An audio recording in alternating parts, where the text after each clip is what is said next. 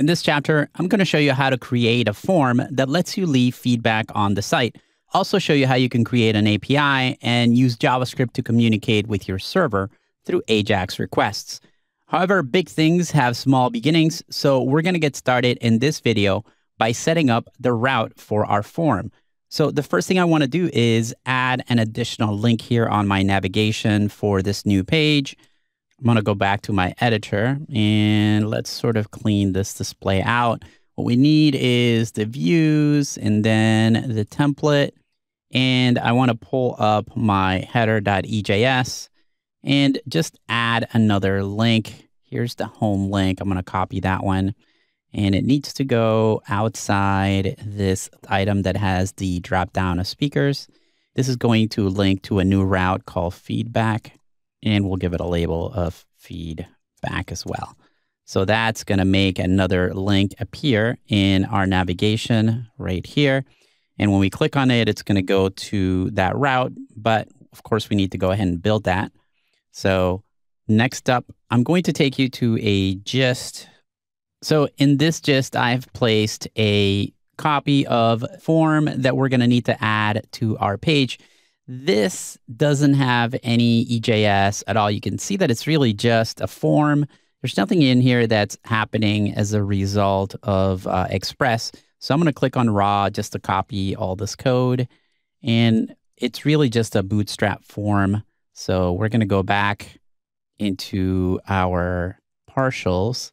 And we're going to need to create a new partial for this new route. So I'll grab this index.ejs file and just make a copy of it. And I'll call this feedback.ejs. And so our template is going to be pretty similar.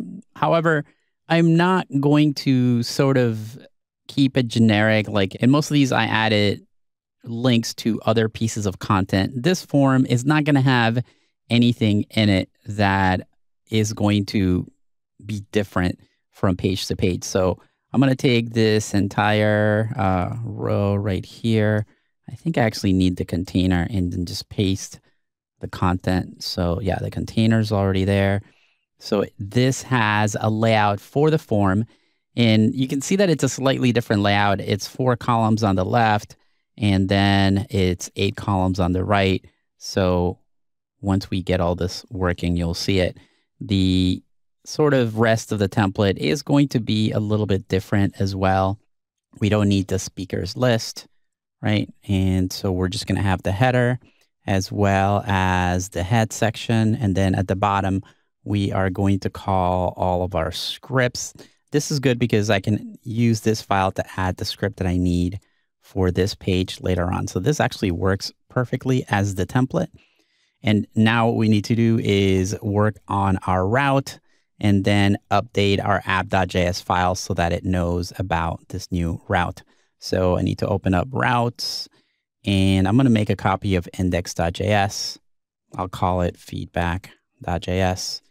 And it's really not going to be as complicated as even our index route. So we can simplify things here a bit. We're still going to require Express as well as the router. And we are obviously going to issue a sort of get method of router here. And it's going to go to feedback.